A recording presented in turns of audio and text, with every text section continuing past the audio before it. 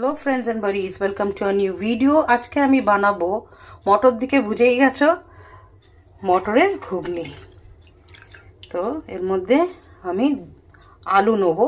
আলুটাকে আমি ধুয়ে ভালো করে মটরের সঙ্গে সিদ্ধ বসিয়ে দেবো, এর মধ্যে একটু নুন আর হলুদ দিয়ে।